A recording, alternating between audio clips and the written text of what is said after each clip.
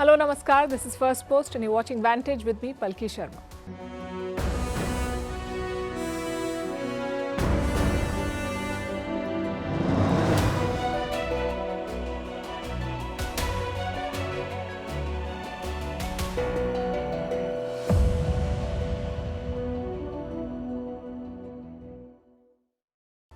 This weekend, India scored 2 victories over Pakistan. One at the United Nations General Assembly and another at the Asia Cup. We'll bring you the highlights of both. Meanwhile, Pakistan is trying a new move. It is wooing Donald Trump with promises of rare earths. In Europe, the war is spreading. Russia has bombed Ukraine for 12 straight hours. And European capitals are working on a drone wall to protect themselves.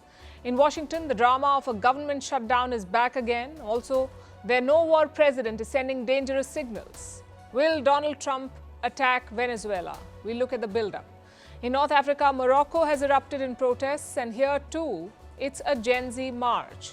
Back home in Tamil Nadu, a stampede has claimed 41 lives. We'll discuss India's crowd crisis. Also a story on Durga Puja pandals and why a Trump statue is featuring in some of them. And on World Heart Day, how do you make every beat count? All this and more coming up. The headlines first. Massive protests erupt across Pakistan-occupied Kashmir. Civil society groups had called for protests over the denial of fundamental rights. Phone and internet services have been partially shut in the region. The protests reportedly are the largest in recent history. US President Donald Trump hosts Israeli Prime Minister Benjamin Netanyahu. Trump wants Israel to agree to a Gaza peace proposal. The US President has presented a 21-point plan to both sides to end the nearly 2-year war. But Netanyahu wants to completely eliminate Hamas before agreeing to any truce. India and Bhutan approved their first ever rail connectivity projects. This is a milestone in bilateral relations and economic cooperation. 2 new lines have been cleared, aimed at boosting cross-border trade and regional integration. India is Bhutan's largest trading partner. A huge communications blackout hits Afghanistan weeks after the Taliban began severing fiber optic connections. The authorities claim it is to prevent vice. This has effectively shut down high-speed internet in several regions. And Moldova's pro-European Union ruling party celebrates its poll victory, accusing Russia of attempting to influence the vote in Moscow's favor. Moldova, which borders Ukraine, is a candidate to join the EU. The country has long been divided over whether to move closer to Brussels or maintain Soviet-era relations with Moscow.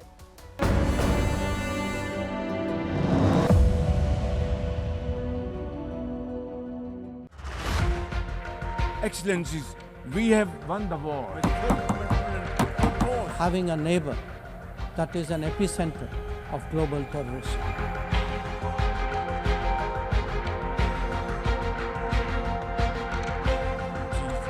The plight of the Palestinian people.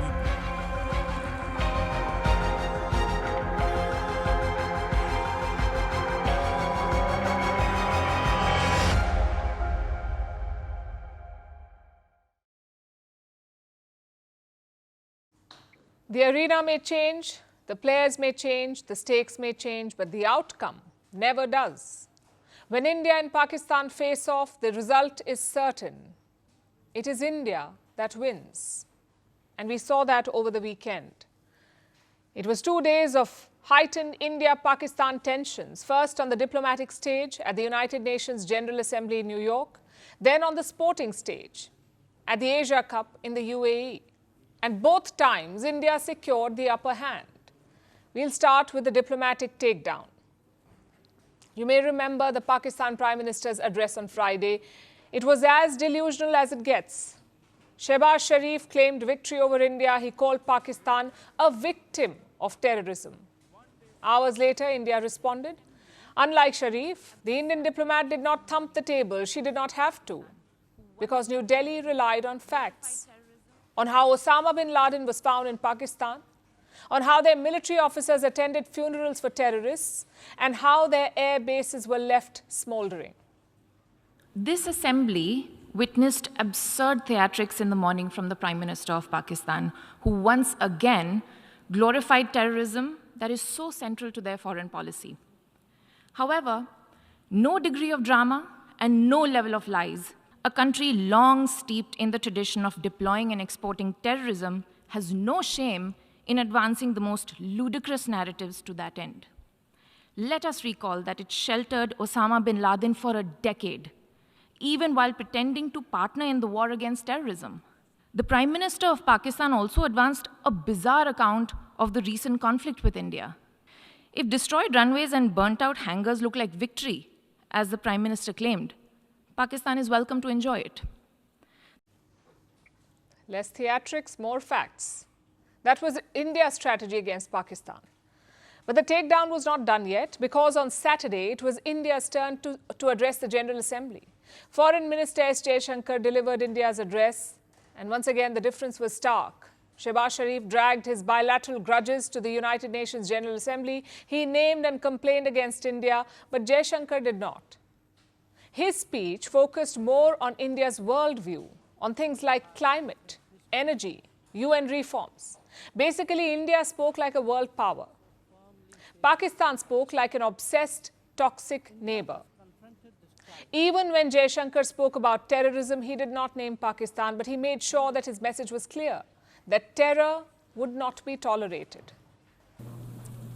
India has confronted this challenge since independence, having a neighbor that is an epicenter of global terrorism. For decades now, major international terrorist attacks are traced back to that one country. UN's designated lists of terrorists are replete with its nationals. When terror hubs operate on an industrial scale, when terrorists are publicly glorified, then such actions must be unequivocally condemned. The contrast is there to see. On Friday, Sharif spoke about Kashmir. He talked about so-called Indian atrocities there. Maybe that's what Sharif calls elections and investments, atrocities. Meanwhile, look at the scenes in POK, that is Pakistan-occupied Kashmir, the portion of Kashmir that is illegally held by Pakistan. Look at the situation there. Tens of thousands have hit the streets in protest. They have shut down shops and roads. Do you know why? For the most basic of things. The people in Pakistan-occupied Kashmir cannot afford electricity or flour. They're seeking subsidies on both. Other complaints include resource theft. Basically, POK's resources are being drained to enrich Islamabad, yet Shehbaz Sharif has the audacity to complain about India. Like I said, totally delusional. But there's a saving grace.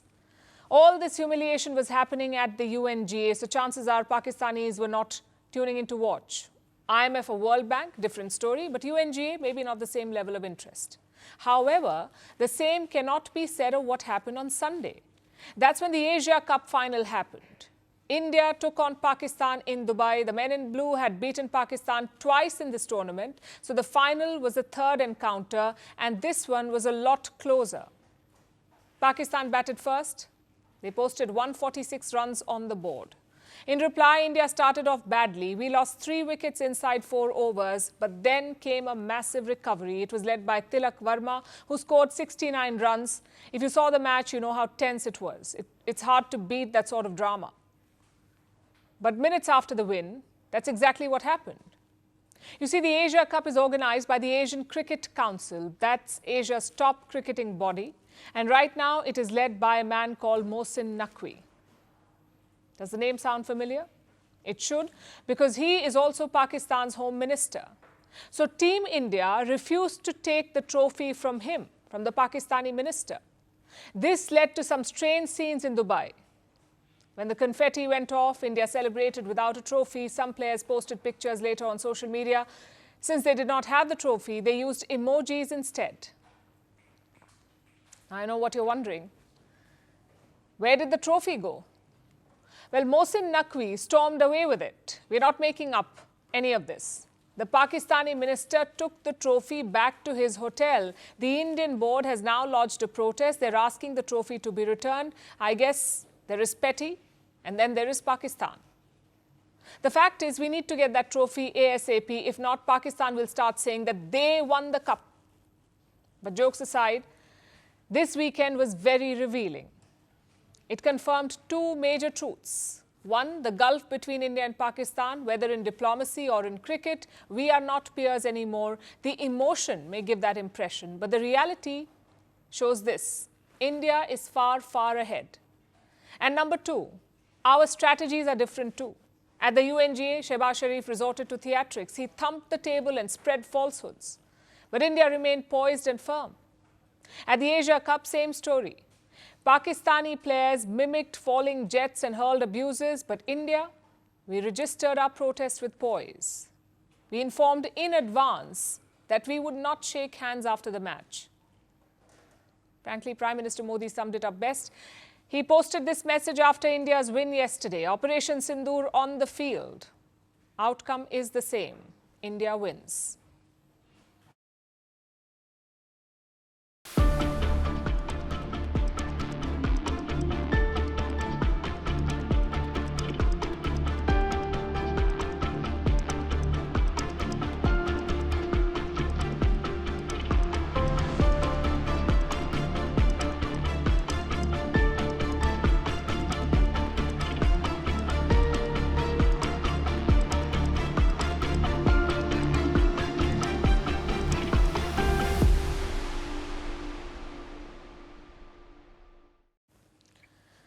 Now let's talk about Pakistan. For decades, Pakistan came to Washington with the same pitch, security partnership.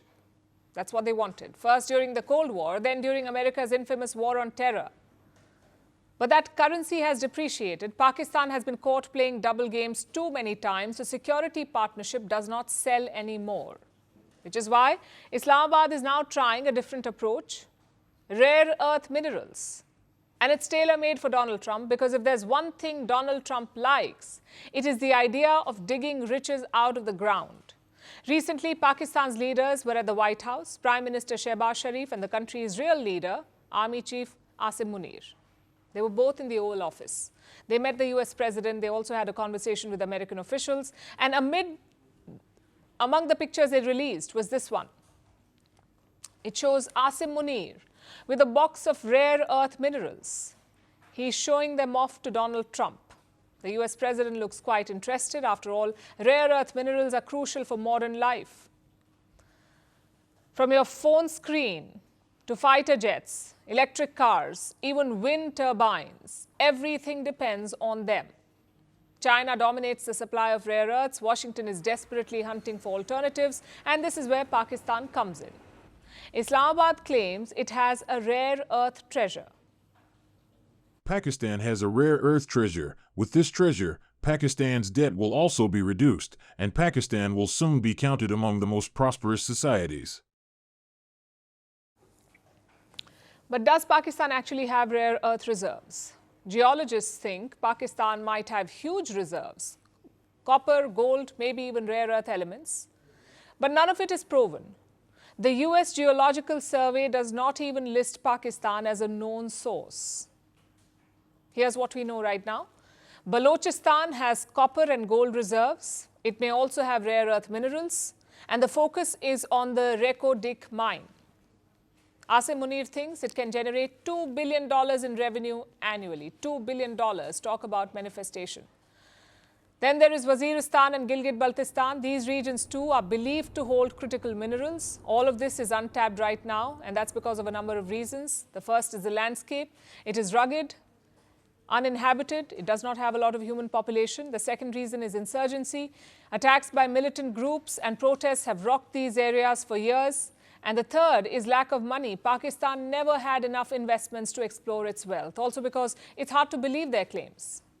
You see, Pakistan once claimed to have discovered a massive oil reserve. Turned out to be a lie. In 2019, then Prime Minister Imran Khan announced a massive find offshore. But nothing happened after that. So right now, Pakistan's pitch is more promise than proof. But I guess in diplomacy, sometimes a promise is enough. And this is right up Trump's alley. Here are some of the things that Donald Trump loves: gold, branding, and deals that let him say he is beating China. And this one, Pakistani rare earths, ticks all the three boxes. Trump gets to say that America is securing minerals without Beijing. He can boast about bringing jobs and investment. Because for the US president, this is not just about rocks, it's about optics.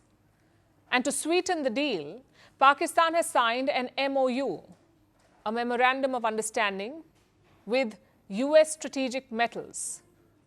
This is a Missouri-based company. The deal is to ship out ready-to-go minerals like copper and antimony, build a refinery in Pakistan, and bring in $500 million of US investment. I know it sounds big, but US Strategic Metals is not exactly a mining giant. They mostly recycle old batteries. Analysts say this looks more like a trading deal.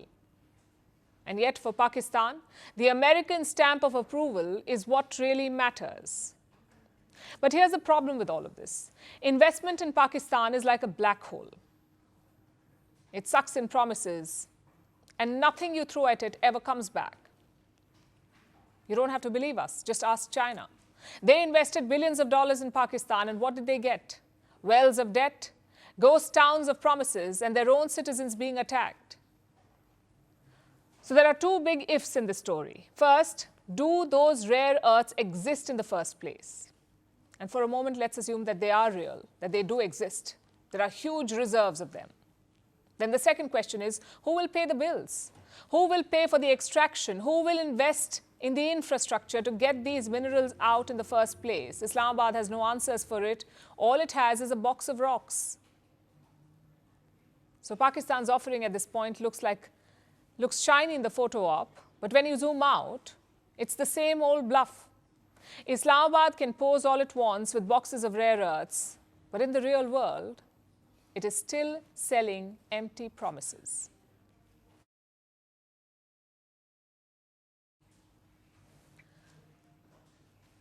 It was just after midnight in Kiev when the skies lit up. Air raid sirens howled across the city. For the next 12 hours, Ukraine just endured. It was one of the largest Russian aerial assaults since the war began. Nearly 600 drones and almost 50 missiles, they were fired from Russia. They struck almost all Ukrainian cities. Ukraine's air defense managed to shoot down a lot of them, but plenty still got through.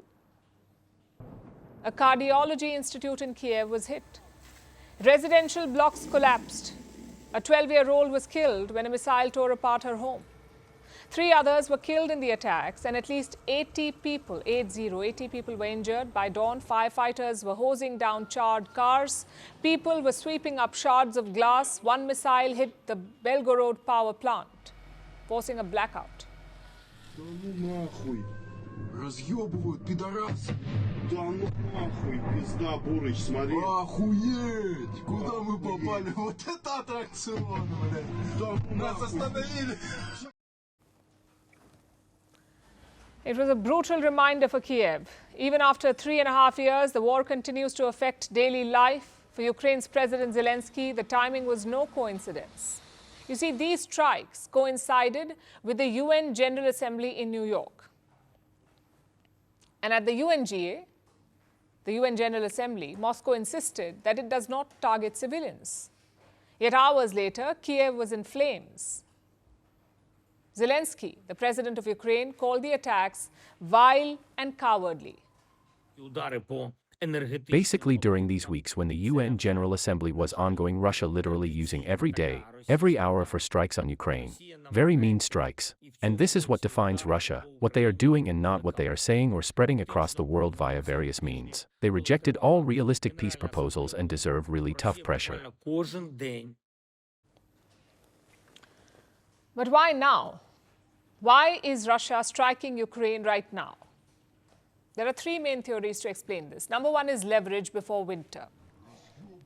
Russia has long used energy as a weapon. Europe is bracing for colder months ahead, so cutting power grids with missile strikes is Putin's old playbook. The second thing he's trying to do, perhaps, is to test Ukraine's new defenses. Remember, Kiev is getting the Patriot missile system, so Russia may be probing for weak spots. How many drones can Ukraine shoot down before its Western-supplied batteries run dry? This attack is meant to test that. The third objective is sending a signal after Trump's U-turn. As you know, Donald Trump is now Ukraine's new cheerleader. He thinks they can still win. In fact, he's pledged $90 billion in new US weapons. So with these latest strikes, Moscow is sending a message to Trump. We also expect strong moves from the United States of America. We spoke with President Trump about what can really nudge Russia towards a change of their position and stop the war. The world has means which could work to bring peace about. So what are Ukraine's options? Well, right now they're playing defense. Zelensky is quietly negotiating what he calls a mega deal for US weapon systems. Meanwhile, Ukrainian strikes are also intensifying. They're targeting Russia's energy infrastructure. They're targeting Russian oil terminals and refineries. And it's not just Ukraine that is on the edge here. It's also the rest of Europe. In the last 3 weeks, Russian drones and jets have violated the airspace of 3 NATO countries: Poland, Romania, and Estonia. And this weekend, Denmark was on high alert. Drones were spotted over its largest military base. 3 large drones were also spotted at the Copenhagen airport. So now Europe wants to establish what they're calling a drone wall. It will be located on its eastern flank, Europe's eastern flank. 10 nations were involved in this discussion. NATO was present as an observer. Ukraine too was invited to participate. After all, Ukraine is a drone manufacturing hub. It can produce up to 4 million drones in a year. It wants to export these drones, and it's looking to exploit this opportunity. Ukraine proposes to Poland and all our partners to build a joint, truly reliable shield against Russian air threats. And this is possible. Ukraine can counter all types of Russian drones and missiles. And if we act together in the region, we will have enough weapons and production capacity for these. If Russia loses the ability to strike in the skies, it will be unable to continue the war. So what happens next? More than 3 years into the war, Moscow is not looking for an off-ramp. It still has missiles to fire and oil revenues to bankroll them. And Ukraine still has allies. But neither side is winning. And the war is expanding. Europe is getting dragged into it in more ways than one. This is not just Russia versus Ukraine anymore, if it ever was. It is now entering European territory.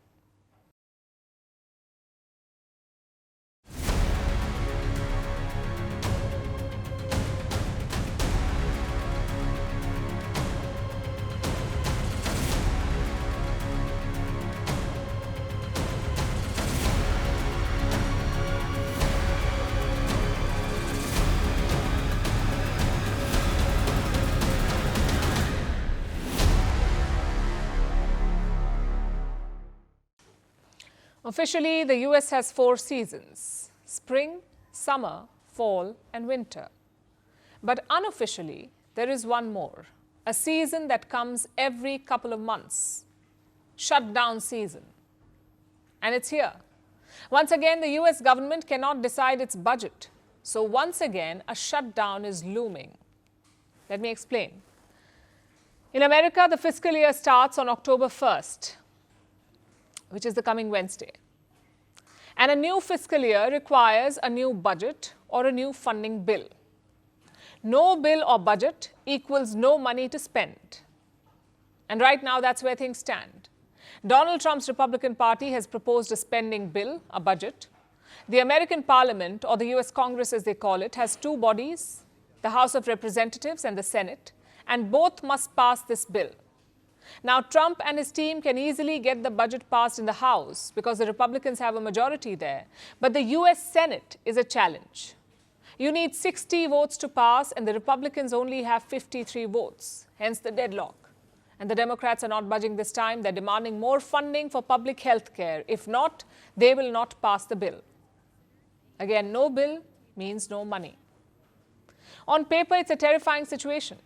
If the government does not have money, it cannot do anything. It cannot pay federal employees, it cannot run parks or museums, it cannot even pay the military. But, like I said, that is on paper. Most times, America manages to avert this shutdown. After all the drama, they reach a deal. Will this be Will this time be the same? Well, today is a crucial day.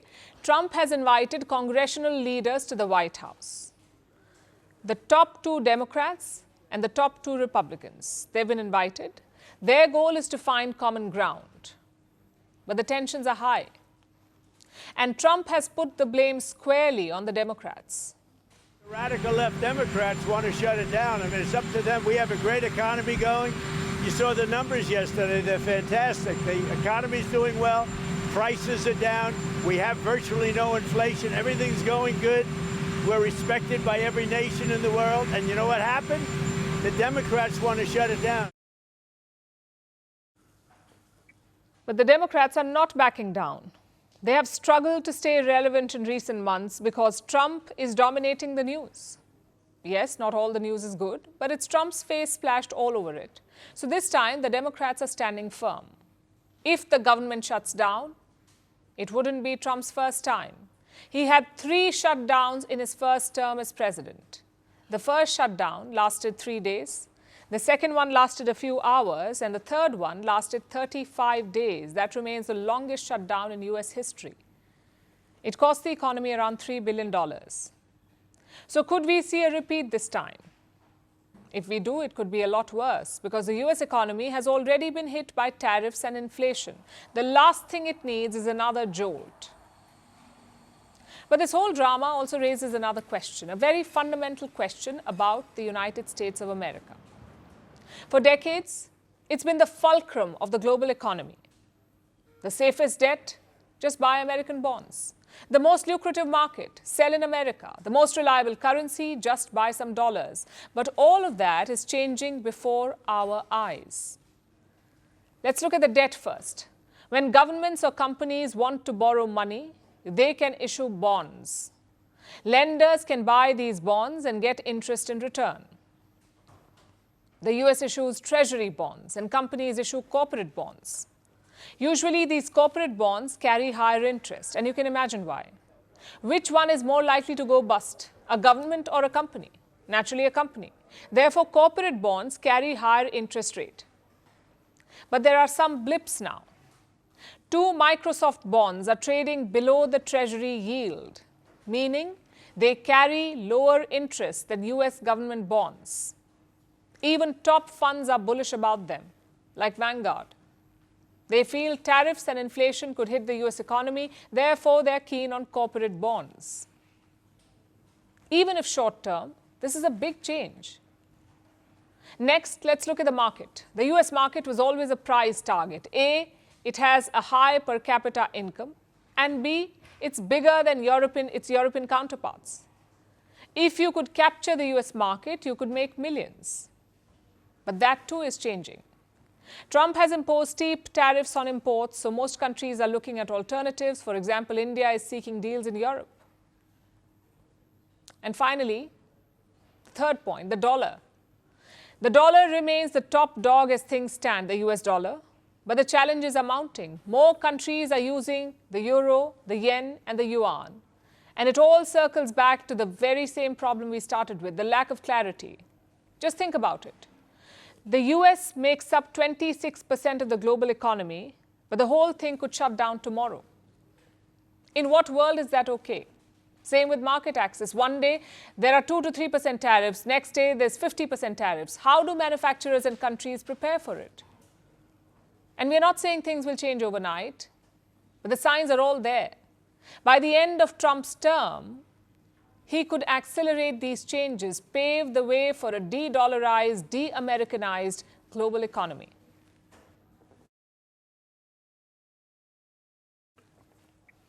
The United States has a new enemy, number 1. It's not Russia or Iran, it is Venezuela. The US is planning to attack Venezuela with drones. The US media says the strikes could begin in a matter of weeks. The US government says the targets are drug traffickers and drug labs, the ones that operate from Venezuela. Nonetheless, it will be an attack on another sovereign nation. So will this trigger a new war? Also, why Venezuela? To understand that, let's pull up a map first. This is where Venezuela is located, on the northern coast of South America. For most of the 20th century, it was known primarily for one thing: oil. And this tied them deeply to American energy needs. But then politics got in the way. In the early 2000s, Venezuela became a thorn in Washington's side, and it got worse in 2013. That's when Nicolas Maduro took over as the president of Venezuela. The US accuses Maduro of authoritarianism, sham elections, human rights abuses. Maduro accuses the US of imperialism. And so every few years, tensions flare, and right now, Washington may be planning an attack, ostensibly to strike drug cartels, those that move cocaine and other narcotics across the Caribbean into North America. Trump has dispatched 8 warships and a nuclear-powered submarine. They are in the waters of the southern Caribbean. In the last few weeks, the US has struck at least 3 Venezuelan boats. The attacks killed around 12 people. Washington accused them of carrying narcotics. President Trump said they posed a threat to Americans. But there's no proof of any of it. And Venezuela is not buying the American line. In response, thousands of Venezuelans have joined a civilian militia. Many have taken part in weapons training. They were held at military barracks and in neighborhoods. President Nicolas Maduro says this is not about drugs, this is about intimidation, maybe even regime change. The denunciation of this attempt to bring war to the Caribbean and South America in order to promote a regime change that would allow them to steal Venezuela's incalculable oil wealth and so forth out of Venezuela. The Venezuelan people love peace, and that is why they are always ready to defend it. Threats, lies, nor cannons do not frighten us.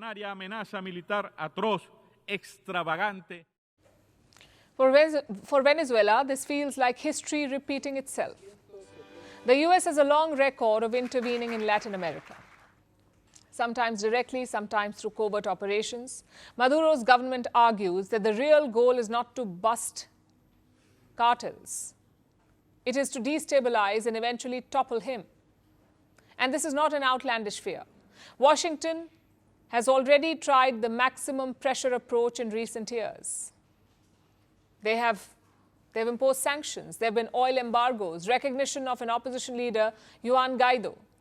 But none of it worked. Maduro is still in power. And then there's the China factor. Beijing is making deep inroads in Venezuela. It is the top arms supplier to Maduro. It is also propping up the country's crumbling oil industry. Nearly 90% of Venezuela's crude goes to China. Over the last 2 decades, Beijing has lent Caracas more than $60 billion.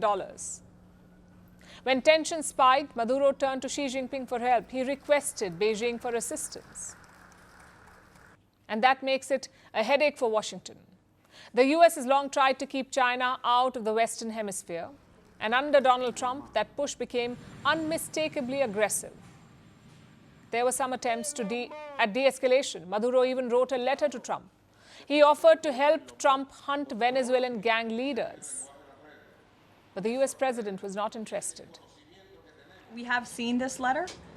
Frankly, I think there were a lot of lies that were repeated by Maduro in that letter, and the administration's position on Venezuela has not changed. We view the Maduro regime as illegitimate, and the president has clearly shown that he's willing to use any and all means necessary to stop the illegal trafficking of deadly drugs from the Venezuelan regime into the United States of America.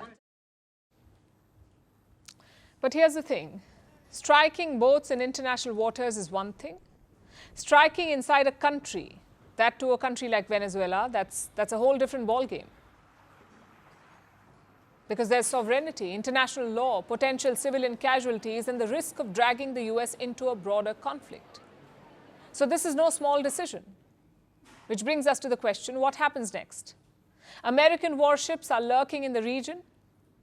So the next few weeks are going to be crucial. Will it be a quiet show of force or a full-blown crisis? I guess we'll have to wait and watch.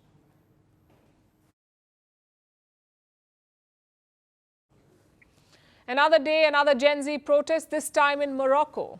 This is a rugged country in North Africa. It is home to about 38 million people. And compared to its neighbors, it has remained relatively stable. But now Morocco is on the boil. Youth-led protests have rocked the country. Over the weekend, hundreds of demonstrators took to the streets, clashing with the police and reportedly leading to more than 100 arrests. But when it comes to Gen Z protests, Morocco is not alone. From Madagascar to Peru, from Nepal to the Philippines, we've seen the same script and the same fury. So what's behind the so-called Gen Z march? Here is a report.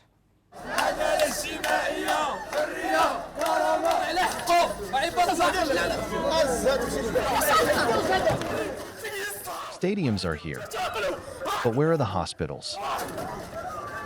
This is the question that Moroccan Gen Z asked this weekend, as hundreds of youth-led protesters took to the streets and clashed with the police in the North African country's largest anti-government protest in years. Morocco is co-hosting the FIFA World Cup in 2030 with Portugal and Spain. It will also host the Africa Cup of Nations later this year. This has become a big priority for the government. It has been pouring big money into the sporting events, building 3 new stadiums, renovating and expanding at least half a dozen others. And amid this, people say public infrastructure is no longer a focus, especially the country's healthcare system, which is struggling. There are only about 8 medical professionals for every 10,000 people. Recently, 8 women died giving birth in a public hospital in Agadir, a large coastal city south of capital Rabat. This incident has shocked the nation and fueled people's anger. Now, Moroccans are denouncing what they call the government's misplaced priorities. Over the weekend, they demonstrated outside hospitals in at least 11 cities, including Rabat and Marrakesh. And the government cracked down. Police in plain clothes and riot gear disrupted the protests, reportedly physically assaulting the protesters and arresting dozens. According to reports, more than 100 arrests were made in Rabat alone, but tensions haven't defused yet. Gen Z, or those typically born between 1997 and 2012, says that their discontent remains alive and well. And this is not good news for the government. Morocco heads to polls next year. Youngsters make up the largest share of the population, and they are visibly unhappy. In the past, protests in Morocco were driven by unions or political parties. But this is being called a leaderless movement, where the protests were publicized on social media platforms like TikTok and Discord, which are popular among teenagers and gamers. If this sounds familiar, that's because it is. Morocco's youth says that it has drawn inspiration from what happened in Nepal recently, where youth-led protesters channeled their anger over lack of opportunities, corruption, and nepotism, all while making TikToks and coordinating on Discord. And these are hardly the only such examples. Take the ongoing protests in Madagascar, for instance, where thousands of youngsters are raging against water and power cuts, calling for the government's resignation. Over the weekend, protests flared up in Peru. Police and young anti-government protesters clashed in the capital, Lima. Demonstrators marched to express their anger over corruption scandals in the country, triggered by a pension reform passed earlier this month under which young people will be required to pay into a private pension fund, in what has also been dubbed Gen Z March, a name that can also be given to the recent demonstrations in the Philippines and Indonesia when tens of thousands of youngsters voiced their discontent against the government. So as youngsters topple governments while making TikToks or set nations on the boil with social media anthems, one thing is clear.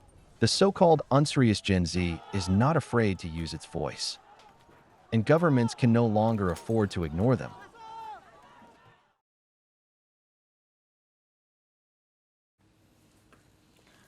Let's turn to India now. We saw a horrible tragedy this weekend, a horrible and avoidable tragedy. It happened in the town of Karur in Tamil Nadu. A massive political rally, a sudden crush, and a deadly stampede that killed 41 people. It is not a new story in our country. Unfortunately, crowd control is a hit or miss in India. This year alone, stampedes have killed 90 people, 90, which makes you wonder, where is the problem? Let's look at what happened in Karur. On Saturday, the town was decked up for a massive political rally. It was led by Tamil actor turned politician Vijay. His party expected 10,000 people to turn up. But the actual turnout? Over 27,000. Take a look at the sheer scale of it.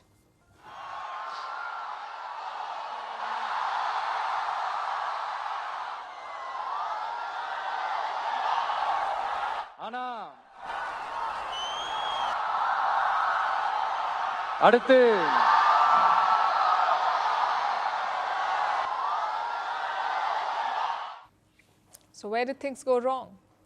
The Tamil Nadu police have filed an FIR and it makes 3 major revelations. One is the crowd size. Permission was given for 10,000 people, but more than 27,000 showed up. The second is the delay. Vijay was slated to turn up by noon, but he took the main stage only by around 7 p.m. The FIR says this was done deliberately, basically to create more fervor and expectation. But that also meant that people were tired. They were exhausted and thirsty after standing in the heat. And the result was this: many of them fainted. And finally, the FIR makes a third revelation. It blames Vijay's party for egging on the supporters. Apparently, many of them were made to sit on tin roofs and trees. Those roofs collapsed and the trees broke. Again, same result. The people below were suffocated and crushed. As of now, the death toll is 41, and that includes 10 children. The Tamil Nadu government has announced compensation for the victims. It has also ordered a special probe. The end goal is to create a new set of rules and guidelines, sort of like a playbook to avoid stampedes. But here's the problem. This is not limited to one state or one politician. It happens all over India. Just look at the incidents this year. In late January, there was a stampede at the Mahakumbh. 30 people were killed, 60 others were injured. In February, there was a stampede at the Delhi railway station. 18 people were killed. In the month of May, there was a stampede in Goa. Multiple people were killed at a religious gathering. And then in June came the Bengaluru crush. Fans of IPL team Royal Challengers were caught in a stampede. At least 11 of them were killed. The official numbers paint a worrying trend. There have been 4,000 stampede events in the last 3 decades. Since the year 2000, they have killed more than 3,000 people. Like I said, this is avoidable. This is not some sudden earthquake or flash flood. This is totally man-made. The question is, why do they happen so frequently in India? And how can we stop it? Well, stampedes are not unique to India. They happen elsewhere too. But our country has a lot more people, so any gathering tends to be bigger and more chaotic. Another problem is the arrangements. Big crowds require 3 things. 1, adequate infrastructure, which includes barricades, drinking water and loudspeakers. 2, responsible organizers. If you say 1,000 people will come, only 1,000 should come. If the crowd swells, your arrangements will not be enough. Also, stick to the plan. We saw that in Bengaluru and Karur. The event did not stick to the planned schedule. And finally, number 3, responsible attendees. Be alert about the crowd size and nature. Be aware of exits and rules. And if you're not confident, at least don't bring your children. Now, I know what you're thinking. We mentioned organizers, we mentioned attendees and infra. But does the government get a free pass? Well, quite the opposite. It is their duty. It is the government's duty to enforce these conditions, to prepare and plan for the worst. Which is why accountability is so important. In Bengaluru, the IPL team was named in the FIR. In Karur, the party office bearers have been named. And this is one case where politicization is welcome. If people have made mistakes, they must be called out, whether it's an actor, a cricket team, a local official, an organizer, or the state government. Because these victims deserve justice. They're not political or cricketing fodder. They are people with families and dreams.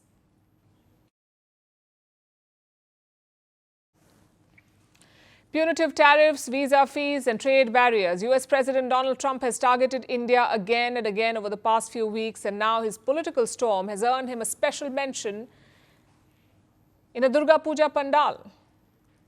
Durga Puja is a massive festival in India where millions of people honor the Hindu goddess Durga. During this, people set up makeshift pavilions known as pandals. They feature idols of the goddess prevailing over the mythical demon Mahishasur, to commemorate the victory of good over evil. But now a pandal has portrayed this with a geopolitical twist. It has depicted Donald Trump as the demon, in what many are calling Trumpasur. But what is the US president doing in a pandal, and how has Durga Puja taken its grand installations and turned them into social commentary? Our next report tells you.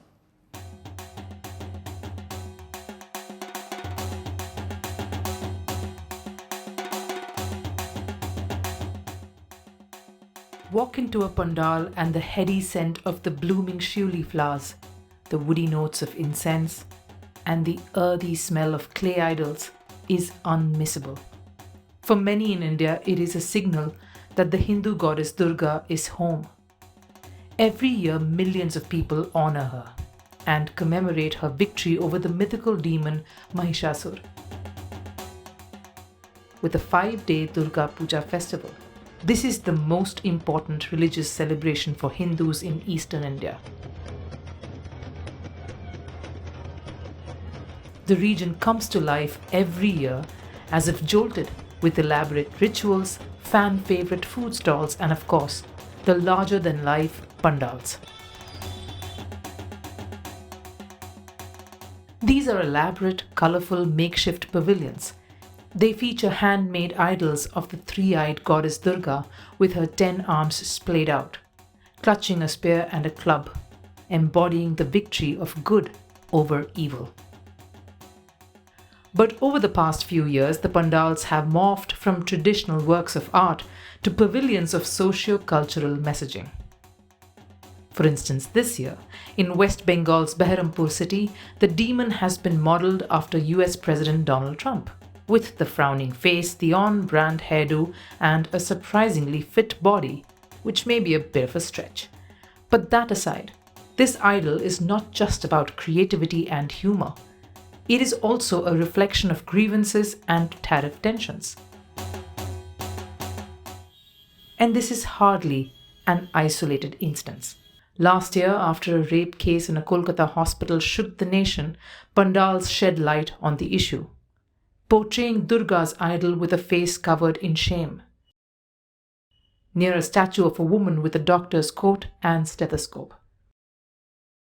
The year before that, a pandal tried to combat societal taboos about menstruation. This year too, Kolkata has turned into an art gallery with social messaging at its front and center. There are themes ranging from food adulteration to acid attacks. As rivers shrink and climate change rattles the world, pandals are focusing on global warming too. One pandal is using 2,000 clay pots to convey simple traditional habits of conserving water.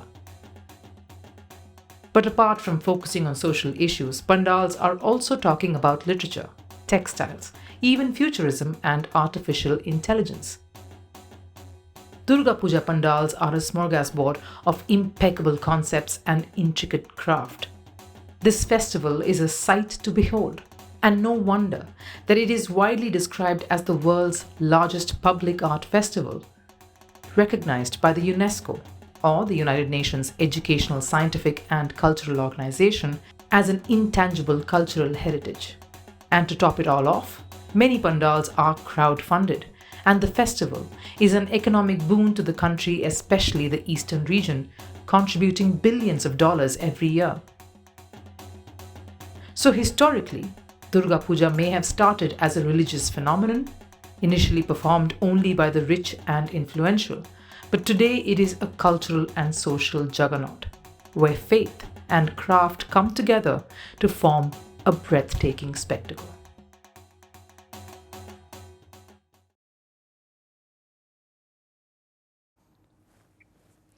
Before we begin our last story tonight, let me ask you a question. What is the leading cause of death in our world? No, it is not wars, guns or tanks. It is not famine or natural disasters either. It is heart disease.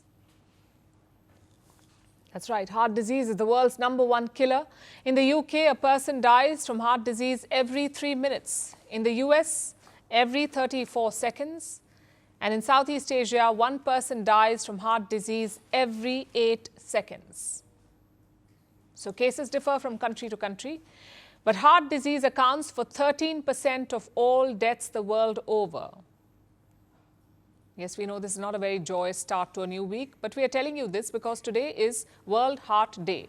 It is an opportunity to ignite global conversations, to boost engagement and to talk about our heart. It is about the size of your fist, the heart. And it is the hardest working organ in the human body. The heart pumps about 5 liters of blood through your system every minute. That's more than 7,000 liters per day. It is quite the workload, which is why the heart takes a beating over our lifespan. It grows weaker. On top of this, other risk factors hurt it further, like diabetes, alcohol and tobacco use, unhealthy diet, stress, poor sleep, and the lack of physical activity. So over time, the heart function becomes compromised. And this is known as cardiovascular disease, heart disease. It is a group of diseases or disorders affecting the heart and blood vessels. And this is a chronic disease, meaning it is persistent, it is long-lasting, much like cancer and diabetes. Now, according to a new Lancet study, the deaths from such chronic diseases have been declining. About 80% of countries, home to more than 70% of global population, have seen a decline. So the progress is undeniable, and this is mainly tied to medical improvements. Faster diagnosis, better treatments, a widespread adoption of drugs, all of it has contributed. Patients who are hospitalized for a heart attack today face much better odds of surviving, because medicine is faster and better than ever before. And this is unquestionably good news. But heart attacks are still killing millions of people because major challenges still remain, and it has a lot to do with how we look at the problem. First of all, we think it only ails the elderly, which is no longer true. Research shows that the risk of heart disease is rising with each new generation. And younger people are increasingly falling prey. For instance, here in India, between 2020 and 2023, half of all heart attack patients were below the age of 40. Half. Secondly, heart disease is still seen as a man's illness. The fact is, it is the leading cause of death for women globally. Yet, compared to men, women are more likely to be misdiagnosed, undertreated, and underrepresented in research. So, in order to improve prevention, we need to change our outlook. But apart from clinical intervention, we also need greater policy efforts, like better regulation against tobacco and junk food marketing.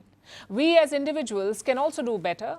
Yes, modern life is not doing our hearts any favors. We lead overwhelming lives. Stress is a regular feature. Plus, we sit too much, more than 9 hours a day on average. We don't eat too well. More than half our plates are filled with junk food on average. We do not exercise enough, and we don't sleep as much as we should.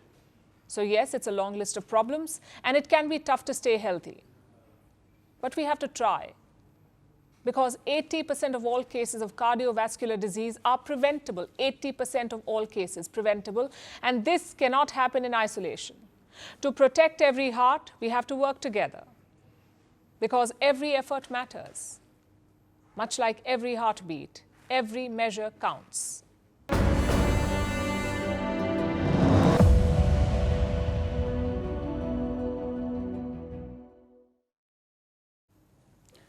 They say winning is a habit, but not for Pakistan.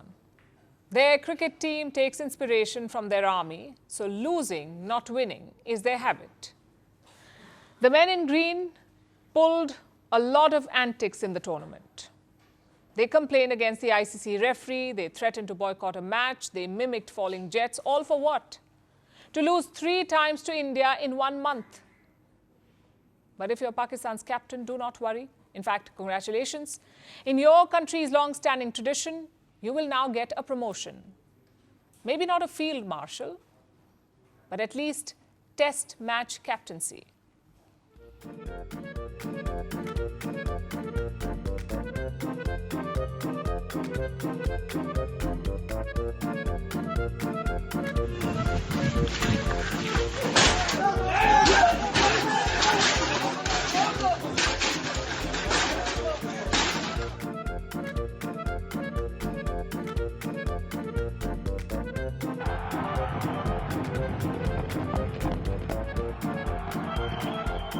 One reason for Pakistan's Asia Cup defeat. We prepared for Sharma this time, but Verma came out of syllabus.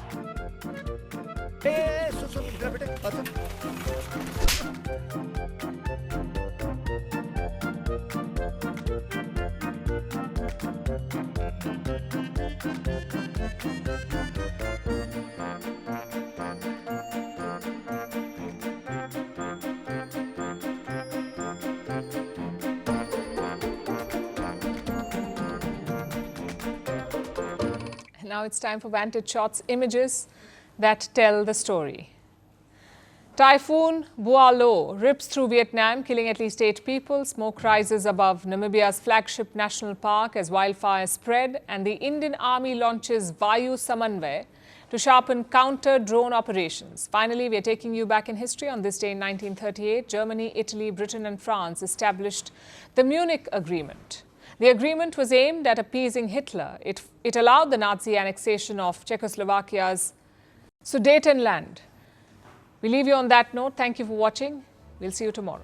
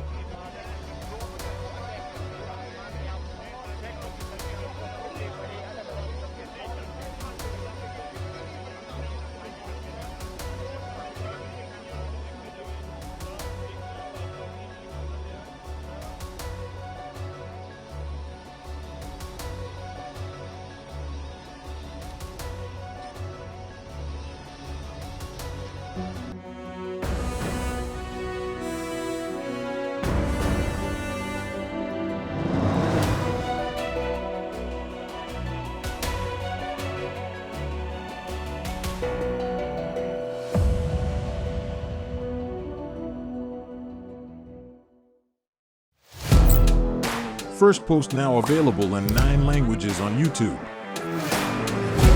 English, Stands at $36 trillion. French, Le FMI, comme German, Geschäftsführenden Direktor, Hindi, $30 trillion ka karjo. Indonesian, Pemerintah tanpa pemeriksaan. Italian, Sekali radikali. Japanese, 4 兆ドル以上も. Portuguese, Por causa do próprio balanço patrimonial. Spanish. Beautiful bill. Go to Settings, click on Audio Track and select a language of your choice. Be the first to know what's happening around you in your first language. Firstpost.